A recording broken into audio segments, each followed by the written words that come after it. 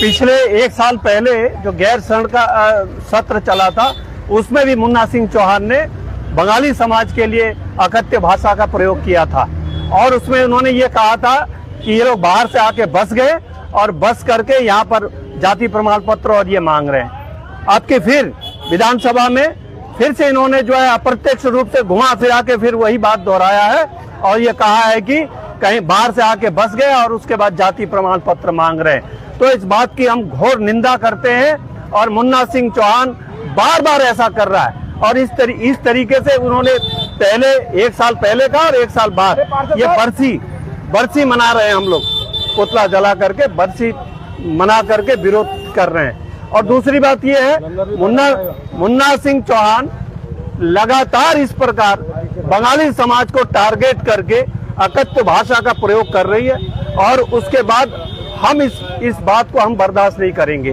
और लगातार ये हर जगह हर मोहल्ले में पूरे बंगाली समाज में बहुत ही आक्रोश है और इसका मुन्ना सिंह चौहान को या तो अपना इस्तीफा देना पड़ेगा, फिर से माफी मांगनी होगी और उसके कम में हम नहीं मानने वाले हैं। मुन्ना सिंह चौहान क्या कहना चाहते हैं? बंगाली समाज इस देश के लिए कुर्बानी दी है। नेताजी सुभाष चंद्र बोस से लेकर के स्वामी विवेकानंद जी, रविन्द्रनाथ टैगोर जी, इन लोगों का अपमान कर रहे हैं, महापुरुषों का अपमान कर रहे हैं और ये महापुरुषों का अपमान जो है पूरे देश का अपमान है।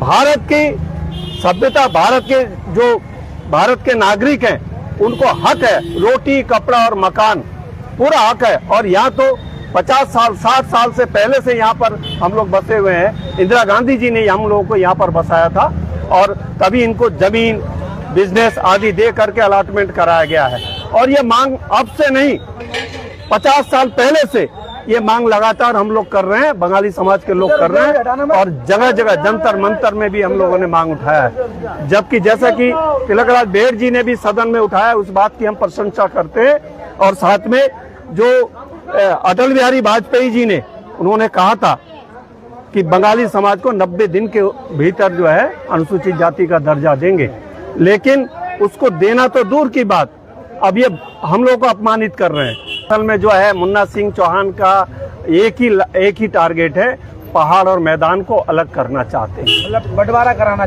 करना चाहते हैं, लेकिन उस तरीके से वो बोल नहीं पा रहे हैं। कल सफाई भी दी है उन्होंने, लेकिन हम उस बात से सहमत नहीं है।